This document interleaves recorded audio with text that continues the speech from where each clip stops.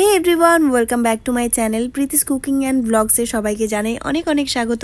কেমন আছো তোমরা সবাই? আশা করি সকলে খুব ভালো আছো, আমিও খুব ভালো আছি। আমি সবসময় চেষ্টা করি খুব কম সময়ে এবং খুব কম ইনগ্রিডিয়েন্টসে যে কোনো রেসিপি তোমাদের সাথে শেয়ার করার। সো ভিডিওটি স্কিপ না করে পুরো ভিডিওটি দেখে আমাকে অবশ্যই কমেন্টে জানিও।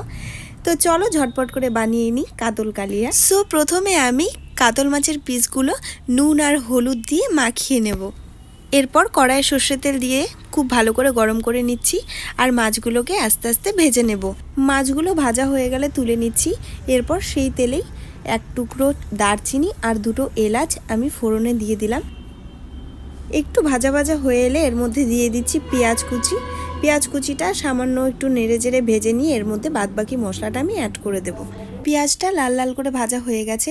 এরপর আমি বেটে রাখা আদা লঙ্কা জিরের পেস্টের মধ্যে দিয়ে দিচ্ছি আর গুঁড়ো মশলার মধ্যে সামান্য পরিমাণ জিরের গুঁড়ো আর সামান্য পরিমাণ লঙ্কা গুঁড়ো এর মধ্যে অ্যাড করে দিচ্ছি।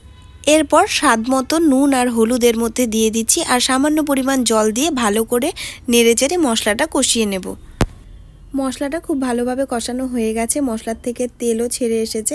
এরপর পরিমাণ মতো জল আমি এখানে অ্যাড করে দিচ্ছি, কারণ গ্রেভির থিকনেস অনুযায়ী আমাকে জল দিতে হবে। তোমরা যেরকম গ্রেভি রাখবে সেরকম মাপের জল তোমরা দিতে পারো। এবার ভাজা মাছগুলো দিয়ে আরেকটু ফুটিয়ে নামিয়ে নিচ্ছি। তো আজকের ভিডিওটা এখানেই শেষ করছি।